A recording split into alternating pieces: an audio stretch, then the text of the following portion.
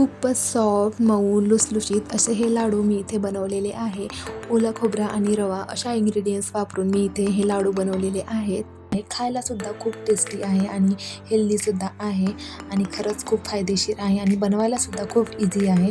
खूप फार असं काही अवघड नाही आहे. व्हिडिओमध्ये तुम्ही बघत असाल किती हलक्या हाताने हे लाडू असं तुटत आहे. मी तुम्हाला तोडून दाखवत आहे. तर व्हिडिओमध्ये तुम्ही बघत असाल त्याच पद्धतीचा लाडू आहे.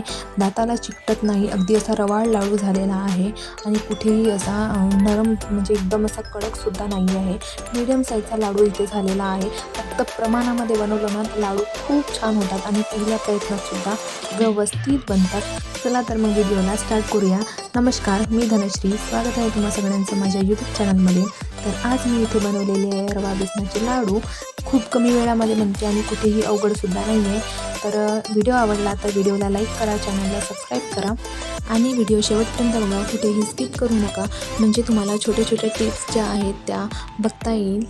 तर सगळ्यात आधी मी इथे प्रमाण तुम्हाला दाखवते. तर प्रमाण मी इथे घेतलेलं आहे 1 वाटी रवा, 1 वाटी तूप, अर्धी वाटी इतकं मी ओलं खोबरं घेतलेलं आहे, अर्धी वाटी साखर घेतलेली आहे, सोबतच सुका मेवा घेतलेला आहे अर्धी वाटी, म्हणजे काजू आणि बदाम मी इथे छान मिक्सरमध्ये बारीक करून घेतलेले आहे आणि सोबतच इथे केसर घेतलेले आहे थोडंसं.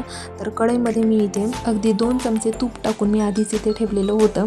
तर आता ना त्याच्यामध्ये 1 वाटी रवा टाकून आपल्याला असा छान खरपूस भाजून घ्यायचा आहे.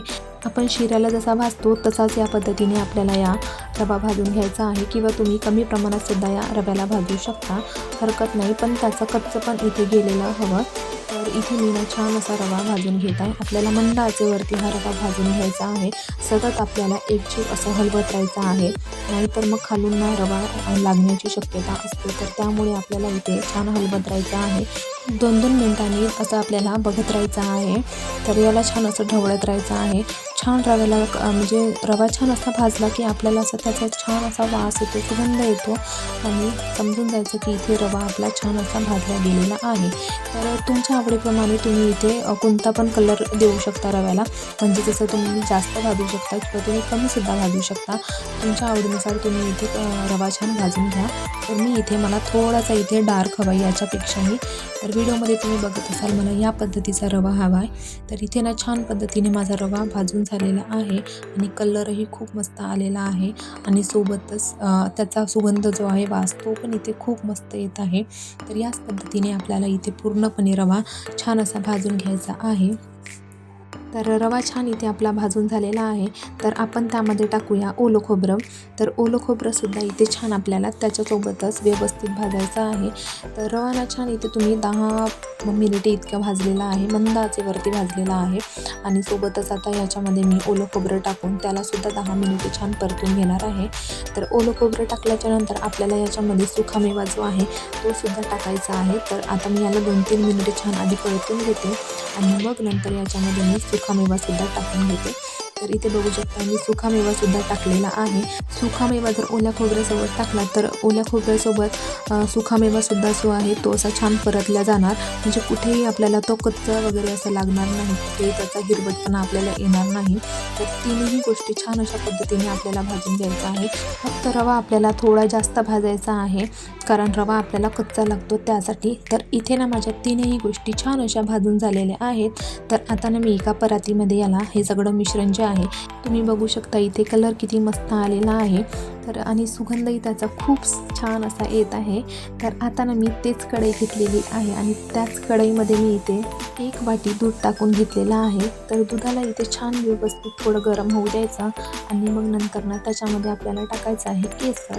तर केसर छान दूध गरम झाल्यानंतर टाकलं तर त्याचा कलर ना छान असा कलर यायला मदत होते. तर इथे ना मी केसर टाकून आता याला छान असं फेटत राहणार आहे. तर दुधाला आपल्याला थोडं इथे आटून घ्यायचं आहे. तर तुम्ही व्हिडिओमध्ये बघत असाल इथे थोडा इथे छान असा कलर चेंज झालेला आहे, म्हणजे केसरचा कलर आपल्याला इथे दिसत आहे. तर इथे ना आता मी साखर टाकलेली आहे. साखर मी थोडीशी 2 चमचे 1 चमचा इतकी वाचून ठेवलेली आहे. तर इथे तुमच्या आवडीप्रमाणे तुम्ही साखर कमी जास्त करू शकता. तुम्ही जर गोड खात असाल तर गोड जास्त साखर घ्या आणि जर कमी खात असाल तर साखरेचं प्रमाण तुम्ही इथे कमी करू शकता.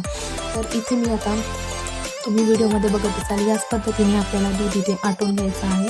तुम्ही बघत असाल दूध किती छान इथे आटलेलं आहे आणि गाढ झालेला आहे आणि कलरही खूप मस्त आलेला आहे आणि आधी किती पातळ होतं दूध आणि आता किती घट्ट छान झालेलं आहे. तर आता ना इथे गॅस मी बंद केलेला आहे. तर गॅस बंद करून आपल्याला याच्यामध्ये हे जे मिश्रण आहे ते टाकायचं आहे, म्हणजे रवा, ओलं खोबरं आणि सुकामेवाचं जे आपण मिश्रण आधीच तयार करून ठेवलेलं होतं, तर ते मिश्रण यामध्ये टाकून मी छान असं फेटून घेत आहे. तर लक्षात ठेवा इथे मी गॅस पूर्णपणे बंद केलेला आहे, गॅस चालू नाही आहे, पण मी गॅसवरती तुम्हाला करून दाखवत आहे.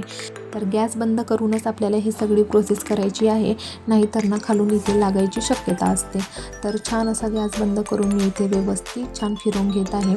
तर इथे बघू शकता जे आपलं दुधाचं जे होतं मिश्रण ते पूर्णपणे इथे छान असं सुकलेलं आहे आणि सोबतच छान असं सॉफ्ट आणि मोकळं सुद्धा झालेलं आहे. तर याला ना आपल्याला आता थंड करून घ्यायचं आहे. तर इथे व्हिडिओमध्ये बघत असाल याच पद्धतीने मी इथे थंड करून घेतलेला आहे आणि छान त्याचा असा बुरका झालेला आहे. छान असं थंड झालेला आणि रवाळ असं छान दिसत आहे, तुम्ही व्हिडिओमध्ये बघत असाल याच पद्धतीने. आता ना याला आपल्याला एका परातीमध्ये काढून घेऊया. तर तुमची इथे लाडू बनत नसतील तर काय करायचं, याच्यामध्ये ना मी 2 चमचे दूध घालत आहे. तर इथे मी जेवढं आपल्याला लागते तेवढंच दूध इथे घालायचं आहे. खूप जास्त दूध इथे आपल्याला घालायचं नाही आहे, नाहीतर मग ते खूप जास्त ओलं होतं आणि खूप मग हाताला वगैरे चिकटतं. काही हरकत नाही, हाताला चिकटलं तर याला आपण फॅनमध्ये थंड व्हायला ठेवून देऊया, नाहीतर मग इथे थोडा वेळ आणखी इथे गॅसवरती ठेवून आपण 2 मिनिट अगदी आणि बिलकुल मंद आचेवरती आपल्याला असं फिरवून घ्यायचं. तर इथे माझं छान असं प्रकारे मी इथे चुरून वगैरे घेतलेला आहे, सॉफ्ट केलेला आहे छान. तर आता मी तुम्हाला इथे लाडू बांधून दाखवते. तर लाडूसुद्धा छान अशा पद्धतीने बांधून घ्यायचा आहे.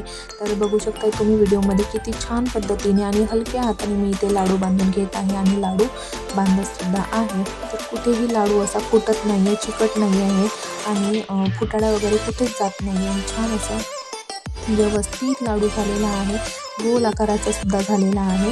तर बघू शकता व्हिडिओमध्ये या पद्धतीने इथे लाडू झालेले आहे आणि सगळेच लाडू मी याच पद्धतीने इथे बनवून घेतलेले आहेत.